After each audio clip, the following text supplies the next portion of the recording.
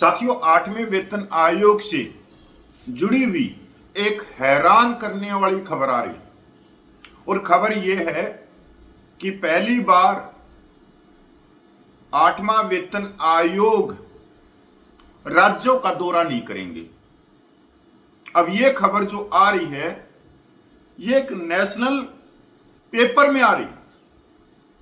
साथियों, आप समझ सकते हो कि अगर आयोग राज्यों का दौरा नहीं करेगा या राज्य सरकार के कर्मचारियों से मुलाकात नहीं करेगा, पेंशनरों से मुलाकात नहीं करेगा, या वो जो संगठन जो कर्मचारियों और पेंशनरों के हैं उनसे मुलाकात नहीं करेगा, तो आयोग अपनी रिपोर्ट कैसे बनाएगा? क्योंकि साथियों, आयोग सिर्फ एक कमरे में बैठ के रिपोर्ट नहीं दे सकता, क्योंकि भारत देश की भौगोलिक स्थिति अलग है बिल्कुल। अब जो मान लो हरियाणा, पंजाब, चंडीगढ़, दिल्ली के जो कर्मचारी हैं, इनका वेतन ज्यादा है। अगर हम थोड़ा सा नीचे जाएं, छत्तीसगढ़, उड़ीसा या नॉर्थ ईस्ट में, वहां के कर्मचारियों का कम है। मतलब भौगोलिक स्थिति बिल्कुल अलग अलग है। और जब सारे राज्यों का दौरा किया जाता है तो एक समानता लाई जाती है।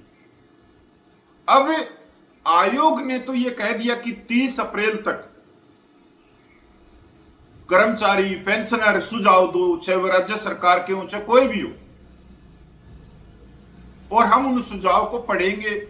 फिर उन सुझावों में से जो अच्छे सुझाव हैं उनको आयोग जो रिपोर्ट देगा 8वें वेतन आयोग की, उसमें शामिल कर लेंगे।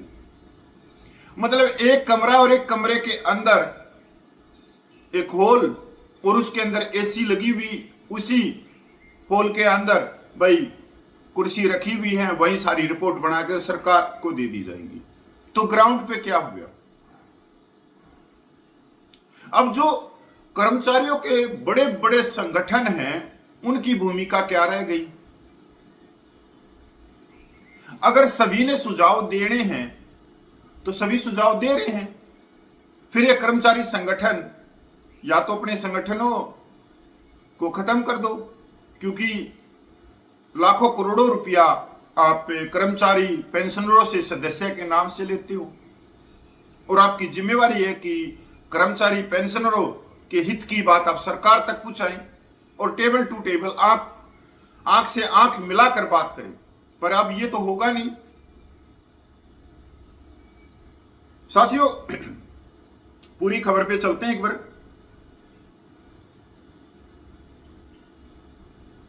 8वें वेतन आयोग की कार्यप्रणाली में इस बार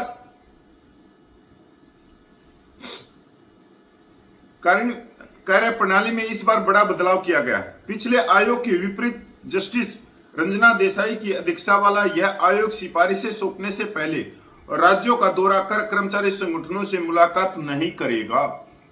अब यह खबर आई है नई दुनिया में, जो बड़ा पेपर है। एक समय की कमी को देखते हुए आयोग ने अब केवल डिजिटल माध्यम से सुझाव लेने का निर्णय किया है। सेवारत कर्मचारियों, पेंशनभोगियों, संगठनों और इच्छुक व्यक्तियों को अपने ज्ञापन सुझाव 30 अप्रैल 2026 तक ऑनलाइन जमा करने होंगे।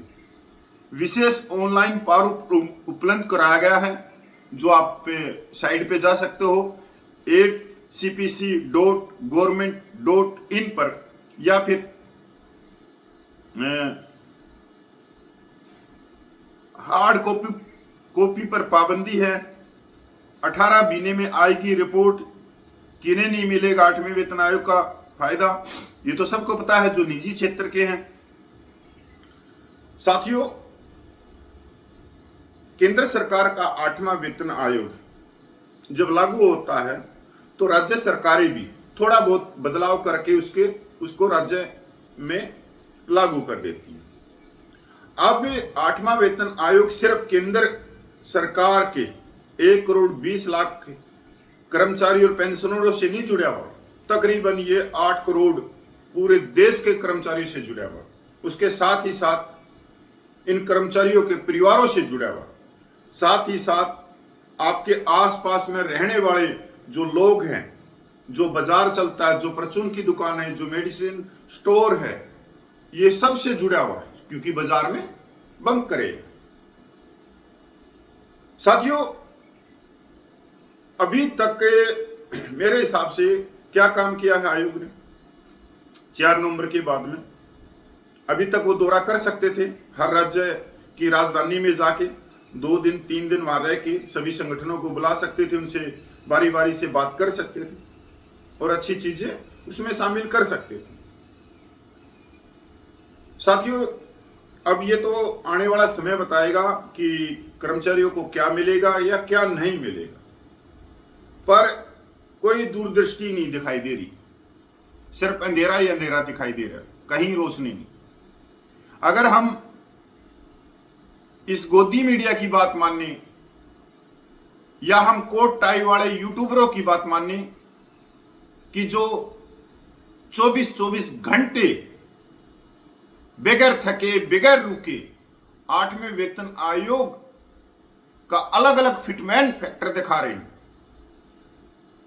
न्यूनतम वेतन 18,000 से बढ़ाकर 54,000 76,000 पे लेके जा रहे हैं, जो दिन रात झूठे सपने बेच रहे, पर एक भी माई के लाल में इतनी हिम्मत नहीं है जो सरकार से सवाल पूछ सके, चाहे वो नेशनल मीडिया हो, नेशनल अखबार हो या कोट टाई वाले यूट्यूबर हो, सब बहती गंगा में हाथ धोना चाह रहे हैं। झूठ जितना फैलाया जा रहा है, क्योंकि चल क्या रहा है आज के दिन 11 साल से झूठ, और झूठ जितनी जल्दी चलता है उतना ही नुकसान हो रहा है।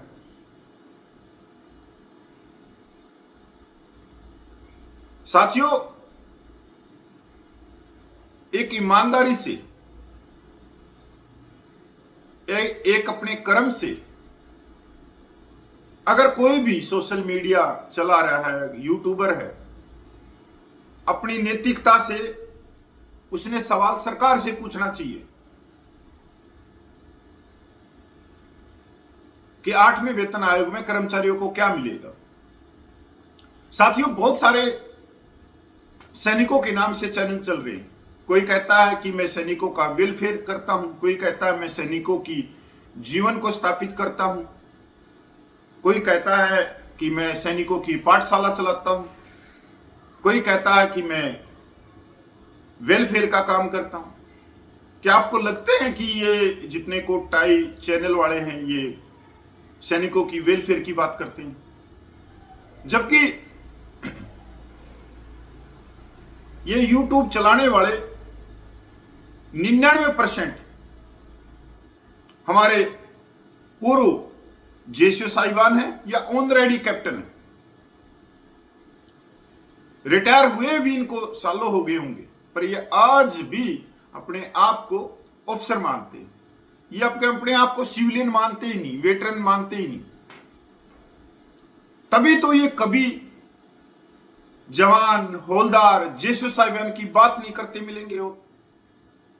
ये बात करते हैं खुद जवान होके ऑफिसर के वेलफेयर की। इन्हीं के कारण ओआरओपी से प्रेमेचर दूर हुआ।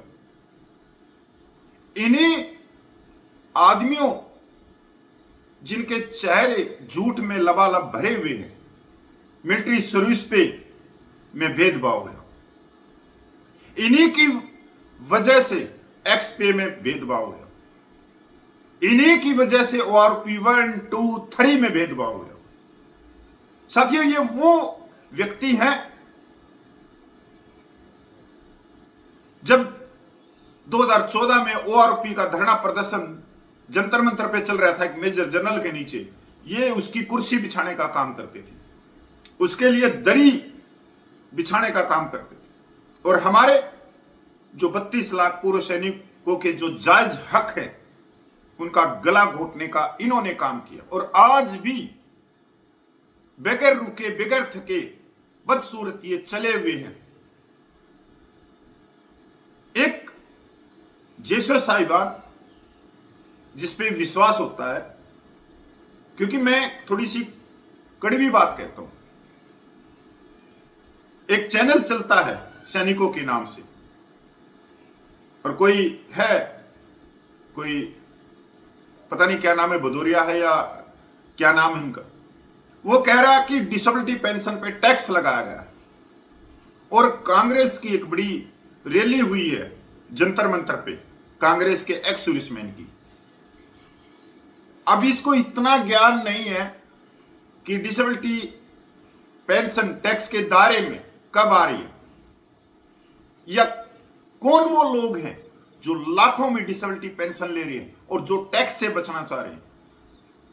साथियों, अगर वार इंजरी, अगर कोई ऑफिसर 50 लाख के करीब डिसेबिलिटी पेंशन ले, तो क्या उसको टैक्स नहीं देना चाहिए 50-60 हजार रुपया?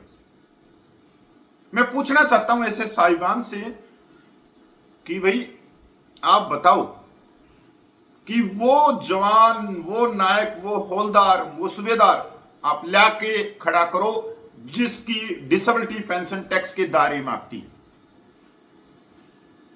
नहीं तो पूरे देश के 32 लाखों सैनिकों से माफी मांगो अगर कहीं नैतिकता बची हुई है तो। और हमारे जो जंतर मंतर पे गए कांग्रेस पार्टी से जुड़े हुए हमारे जवान जैसे रैंक के सैनिक, मैं इनसे भी एक बात पूछना चाहता हूं, क्या लेने गए थे वहां? डोका लेने गए थे वहां पे? तुम्हारी डिसेबिलिटी पेंशन टैक्स के दायरे में नहीं आती, तुम्हारी वजह से ओआरओपी चली गई जवानों के हाथ से, प्रेमेचर को दूर कर दिया गया, मिलिट्री सर्विस पे में सीधे सीधे भेदभाव किया गया।